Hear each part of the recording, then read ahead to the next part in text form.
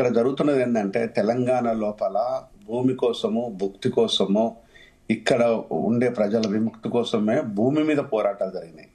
ఇంత భూమి మీద పోరాటాలు జరిగినా కూడా ఇక్కడ ఎవరి దగ్గర భూములు ఉన్నాయి అంటే ఎస్సీల దగ్గర భూములు లేవు, ఎస్టీల దగ్గర భూములు లేవు, బీసీల దగ్గర భూములు లేవు.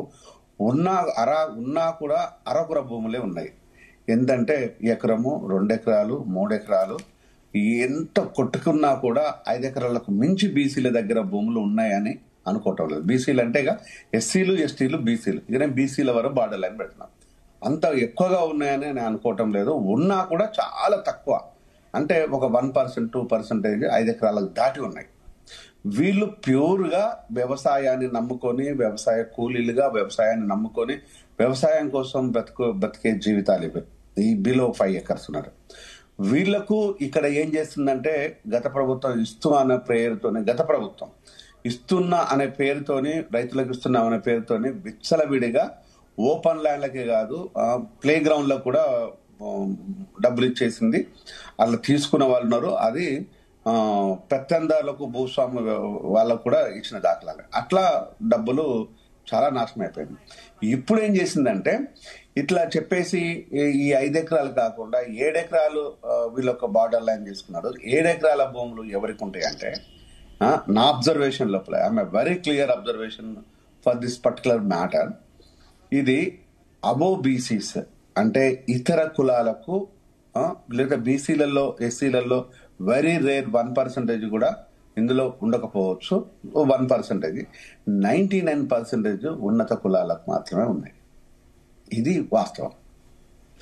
7 ఎకరాల వరకు 5 ఎకరాలకు మించి ఉన్నాయి అంటే అది ఉన్నతమైన వర్గాలకు, ఉన్నతమైన కులాలకు, భూస్వాములకు ఉన్నాయి.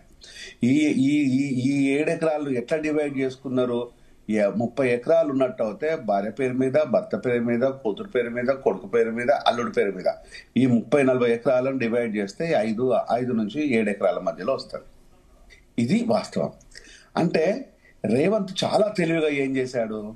నేను చాలా సందర్భంలో చెప్పాను. ఇక్కడ ఒక పెద్ద మోసం ఏం జరుగుతుందంటే గత ప్రభుత్వం చేసింది కులాన్ని, కుటుంబాన్ని కాపాడుకునే ప్రయత్నం లోపల సర్వనాశనం అయిపోయింది, ఆ పేదల రుసులు తగిలి.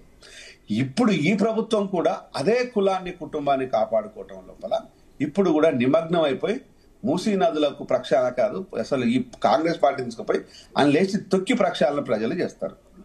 ఇది నా ఆక్రోశం కాదు, ఆవేదన కాదు. ఇది వాస్తవిక పరిస్థితులను, ఇది ఒక కన్నీటి వ్యధ.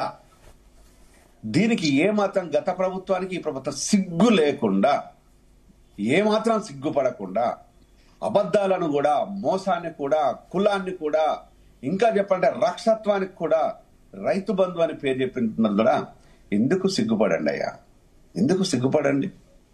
పేరు పేదలది, దోసుకోవడం ఒక కులాంది. వాటా పేదలది, ఈరోజు లాక్కోవడం నీ కుటుంబాంది. అప్పుడు ఇప్పుడు ఏం గొప్పగా ఉంది కనుక ఆ రోజు అధికారంలో ఉన్న ఒక కుటుంబం తీసుకుంటే బంగారు తెలంగాణ పేరుతోనే బరిదెంగించి మొత్తం రాష్ట్రాన్ని కొల్లగొట్టుకుంటూ వస్తే ఈ రోజు నీ అన్నదమ్ములు కూడా అసలు కనీసం కార్పొరేటర్లకు కూడా పనికిరాని వ్యక్తులు ఈ రోజు ఏకంగా మొత్తం ప్రోటోకాల్లో ఉండేసి పోస్టాలు వేసుకునే స్థితికి వస్తే అది నీ కళ్ళకు కనిపించడం లేదు, మైండ్ దొబ్బిపోయింది. ఈ రోజు నీకు వచ్చి 7 ఎకరాలకు ఒక బార్డర్ లైన్ పెట్టున్నాం. మనం మాట్లాడిందంతే, అప్పుడు మేము మాట్లాడింది బిలో 5 ఎకర్స్ అని మాట్లాడాం. రేవంత్ కానీ, నేను కానీ మేము మాట్లాడేది, రాహుల్ కూడా నిరుపేద రైతులకు అని. ఇక నిరుపేద రైతులు నువ్వు పంచిన దాంట్లో లిస్ట్ ఇస్తావా? నువ్వు చేయగలుగుతావా? చెయ్యలేవు. ఆ దమ్ము ధైర్యం నీకు లేదు. మోసం మోసం మోసం. ఆ రోజు ఒక కుటుంబం, ఈ రోజు బంగారు తెలంగాణ పేరు మీద దోసుకోవడం ఒక గత ప్రభుత్వం వంత అయితే ఈరోజు ప్రజలంటే ఎవడు? ప్రజలు, నీ మినిస్టర్లు ప్రజలు, నీ మినిస్టర్ల కుటుంబాలు ప్రజలు. ఈరోజు ఒక కుటుంబం కాకుండా ఇంకొన్ని కుటుంబాలు కలుపుకుంటే ప్రజలు. ఈరోజు నువ్వు దోసుకోవడం కోసం నీ అన్నదమ్ములు, నీ కుటుంబం, నీ కులం, ఈరోజు ప్రజలు. వీళ్ళనా ప్రజలంటే? అంటే ఈ దోచుకోవడానికి ముద్దుగా కొత్త పేర్లు పెట్టేసి దోసుకోవడానికి ఏమాత్రము నీతి నియమాలు ఉన్నాయని అనుకోవటం లేదు.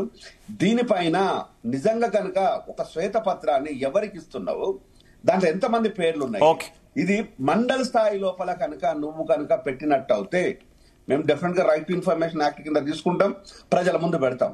కానీ ఇది ఒక పెద్ద మోసం తప్పితే దీనివల్ల ఎవ్వడికి ఎలాంటి ఉపయోగం లేదు.